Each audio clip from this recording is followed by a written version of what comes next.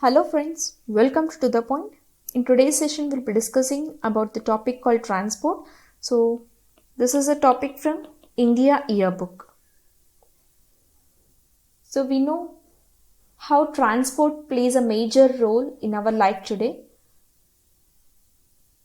That too, in the sustained economic growth of our country, transport is also one of the major things. So the present transport system of our country, it comprises several modes that includes railways, roadways, coastal shipping, airways, and all such kind of transports. So transport, it has recorded a substantial growth over the years in the spread of network and in the output of the system. So the Ministry of Shipping and the Ministry of Road Transport and Highways, they are responsible for the formation and the implementation of policies and programs for the development of various modes of transport, and they save the railways and the civil aviation. So which are the two ministries? The Ministry of Shipping and the Ministry of Road Transport and Highways. They are responsible for the formation and the implementation of policies and programs for the development of various modes of transport that save the railways and civil aviation. So talking about the railways. So these railways in India, they provide a principal mode of transportation for freight and passengers. So it brings together people from farthest corners of the country and makes possible the conduct of business, sightseeing, pilgrimage and education. So the Indian Railways, they have been a great integrating force during the last more than 163 years, we can say. So it has bound the economic life of our country, and they help in accelerating the development of industry and agriculture.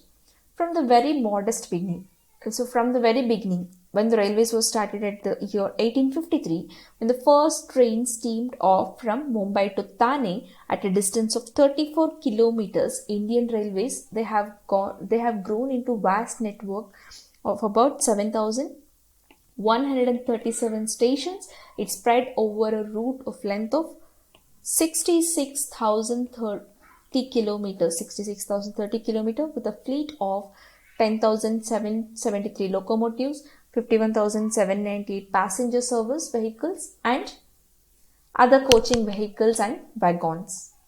So the growth of Indian Railways in the past 163 years of its existence, it's a phenomenal development, we can say. So it played a vital role in economical industry, in the form of economic, industrial and social development of our country also. So there are 17 zones. And railway zones. I'm talking about railway zones, and they have headquarters for it. So let's see all the 17 zones. Central zone, headquarters is at Mumbai. So these are the zones, and here I represent headquarters. Next is Eastern zone. Headquarters is at Kolkata. Next is East Coast Zone. Headquarters is Bhubaneswar. Next is East Central. Headquarters is at Hajipur. Northern Zone. Headquarters New Delhi. North Central Zone. Headquarters Allahabad. North Eastern Zone, headquarters Gorakhpur. So next is North East Frontier, headquarters is Guwahati. North Western Zone, headquarters Jaipur. Southern Zone, headquarters Chennai. South Central Zone, headquarters Secunderabad. South Eastern Zone, headquarters Kolkata. South East Central Railway Zone, headquarters Bilaspur. South Western Railways, headquarter is at Hubli, and Western Zone is at Mumbai, and the West Central Railway Zone is at Jabalpur, and finally the Metro Railways, the headquarter of Metro Railways is Kolkata. So these are the 17 zones or the 17 railway zones of our country. I have mentioned it along with the headquarters. So this is very important to us. So kindly remember those things. So railways have achieved a lot by fulfilling the passengers' amenities like infrastructure creations, green initiative programs, and so on. So now let's discuss about the road transport in India. So road transport is a critical infrastructure for economic development of a country. So it influences the pace, structure and pattern of development.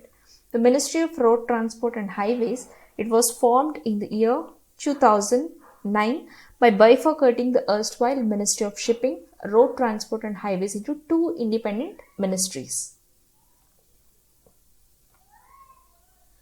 So there are many benefits from the road transport. Road transport, it is considered to be one of the most cost-effective and preferred modes of transport, both for freight and passengers.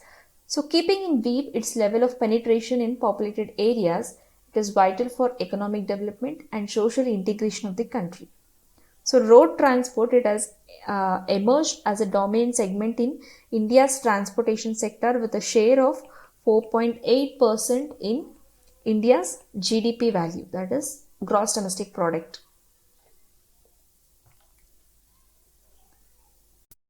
So let's see some of the highways which connects Indian borders with neighboring countries. National Highway 1. It connects India with Pakistan border.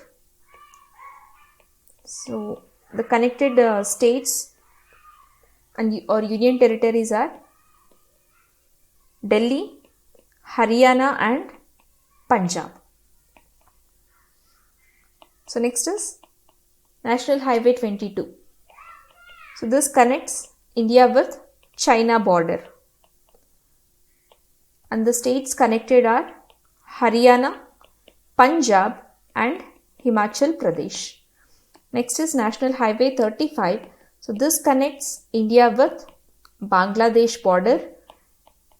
And only one state is connected, that is West Bengal.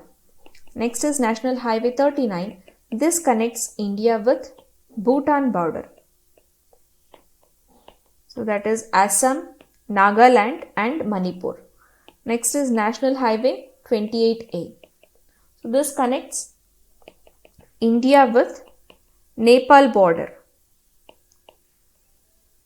That is, it connects with the state of Bihar and the Nepal country. So next, talking about the shipping. Ministry of Shipping, it was formed in the year 2009 by bifurcating the erstwhile Ministry of Shipping, Road Transport and Highways in two independent ministries. The maritime transport, it is a critical infrastructure for the economic development of a country. So it influences the pace, structure and pattern of development. The Ministry of Shipping, it encompasses within its fold shipping and port sectors, and this includes shipbuilding and ship repair, major ports and inland water transport. The ministry has been entrusted with the responsibility to formulate policies and programs on this sectors and implementation. The major ports in India are the Kolkata Port, Paradip Port, New Mangalore Port, Cochin Port, Jawaharlal Nehru Port and the Mumbai Port. The shipping, this shipping sector, it has a lot of significance. The shipping plays an important role in economic development of our country. So especially in India's international trade. So in the terms of trade, shipping plays a major role. So the shipping industry, it also plays an important role in energy security of our country as energy resources like coal, crude oil, natural gas transportation. These are all transported by ships. So even during the crisis situation also, Indian shipping, it contributes to the uninterrupted supply of essentials and it can serve as a second line of defense. So there are many organizations like Shipping Corporation of India Limited. This was formed in the year 1961.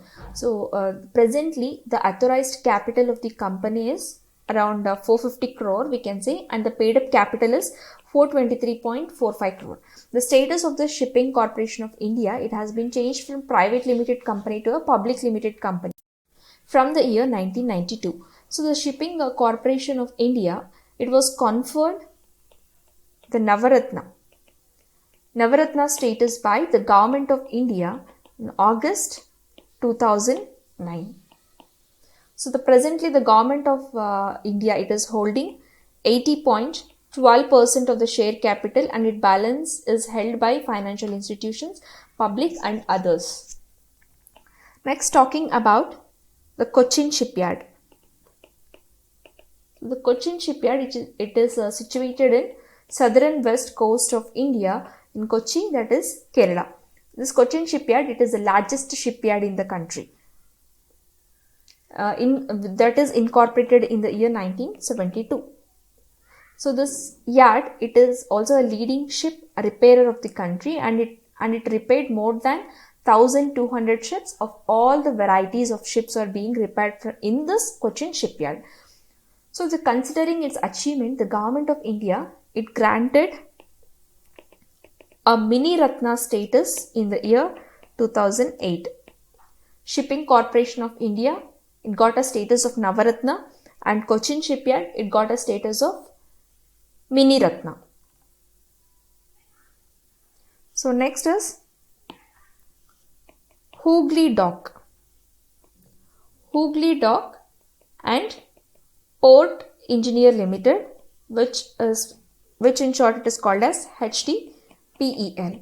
So this is in Kolkata, and it became a central public sector undertaking in 1984.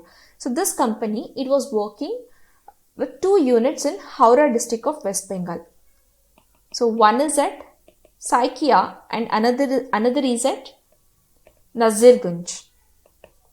So the installed capacity of shipbuilding is 1,100 tons per annum, and in ship repairs of 125 ships per annum. Let's discuss a major inland waterways by Inland Waterways Authority of India. So Inland Waterway 1. It connects Allahabad, Haldia to Haldia stretch of Ganga, Bhagirath, Hooghly river system. Next, Inland Waterway 2, it connects Sadia and Dhubri. Sadia and Dhubri in the stretch of Brahmaputra river in Assam. Inland Waterway 3, it connects Kottapuram Kollam stretch of West Coast Canal, Champakara Canal and Udyog Mandal Canal in Kerala. So next is Inland Waterway 4. So this connects Kakinada and Puducherry along Godavari and Krishna river system. Inland Waterway 5, it connects Talcher and Paradeep in Odisha. Inland Waterway 6, it connects Lakipur to Bango on the river Barak in the state of Assam. Recently, Sagarmala project was implemented, and the national perspective, this is a national perspective plan for the Sagarmala program, and it was put in place in the year 2016. In all, 173 projects, it will be completed by 2019-20. So the implementation of the project, it identified under the National Perspective Plan at an estimated investment of 41 crore, and it took up at the starting of financial year 16-17 by the relevant ports, state governments and maritime boards, central ministers, mainly through private or public-private partnership mode. Sagarmala Development Company, it is set up by the Ministry of Shipping to provide support to the project SPVs and funding support for the residual projects under Sagarmala. The Sagarmala consultants, they have projected that identified industrial cluster projects will enable creation of approximately 1 crore new jobs, including 40 lakh direct jobs in the next 10 years. So now already many have got job under this project Sagarmala, and still many are yet to get a job under this Sagarmala project. So this is all about the transport system in India. And apart from this, there are also many metro services, civil aviation, and many projects have been taken place like Gagan, which is a GPS aided geo augmented navigation. So which Gagan project? So it is an augmentation system to enhance accuracy and integrity of GPS signal to meet precision or approach requirements in civil aviation, and it is being implemented jointly by AAI and ISRO in 3 phases. And many greenfield airports are also being built all over the country. And this is also a public-private participation at a revised cost of 2068 crore. So this is all about the transport system in India and how it is getting developed. So in the next session, we'll discuss about some other interesting topic. Thank you.